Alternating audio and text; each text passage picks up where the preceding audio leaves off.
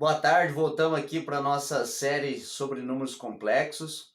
Pessoal aí do terceiro ano do ensino médio, estudando aí o caderno do aluno do segundo bimestre, né? Pessoal que estuda aí na rede estadual.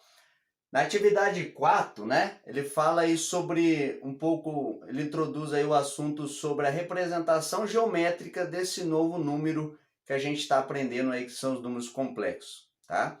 Então ela fala aí sobre o plano de Argand-Gauss, tá?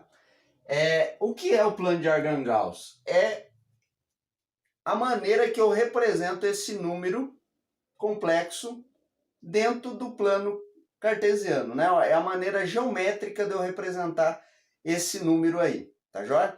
Antes a gente trabalhava o quê? Com um número algébrico, né? Com duas coordenadas, a coordenada x e a coordenada y, né? Com as duas juntas eu conseguia marcar um plano no plano cartesiano. Agora, né? Vai ser um pouco parecido com essa ideia aí do plano cartesiano. De que maneira que a gente vai fazer, tá? A gente vai olhar o seguinte, o número complexo, né? Chamado esse número complexo aqui Z1, podia ser Z1, Z2, qualquer letra aí podia representar esse número complexo, tá? Como eu ia saber que ele é um número complexo? Ele tem uma parte aqui real e ele tem uma parte aqui imaginária, tá joia?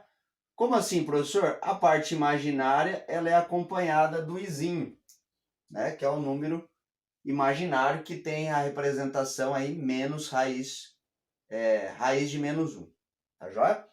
Então tem a parte real e tem a parte imaginária. Então o que eu vou fazer com isso? Com esses dois valores eu vou criar uma coordenada, tá? E conseguir representá-la aqui nesse plano de Argand-Gauss, tá? Se a gente olhar o plano de Argand-Gauss, ele tem o eixo aqui que era o antigo eixo x, né? Chamado de reta real, e essa aqui a reta imaginária. Então vamos pensar, esse número Z1 aqui. Qual é a parte real? 3. 3 positivo? Beleza, então ele vai estar desse lado da minha reta. Se fosse aqui menos 4, por exemplo, ele estaria desse lado da reta real, tá joia?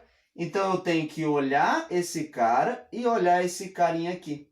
Esses dois valores vão me dar a coordenada do ponto Z1. Então eu poderia pensar que o Z1 com as seguintes coordenadas. Aqui a coordenada real e aqui a coordenada imaginária. Quem seria a coordenada aqui real? 3. Quem seria a coordenada imaginária? Ou seja, o número que está acompanhando o i aqui. Mais 3. Tá? Se tivesse menos 3, menos 3. Então eu vou localizar esse ponto no plano de Argand-Gauss. Tá joia? Então 3 como se fosse o x, vou procurar na reta real aqui. 3 está aqui, tá? E 3 como se eu estivesse na reta y, ou seja, na reta dos imaginários. Ele também está no 3. Então o que eu vou fazer? Caminhar aqui paralelo à reta real, caminhar paralelo à reta imaginária e vou marcar esse ponto aqui. Esse ponto é o número Z1, tá joia? Então essa seria a representação geométrica de um número imaginário, tá joia? Tentem fazer aí os próximos itens, tá joia? Falou!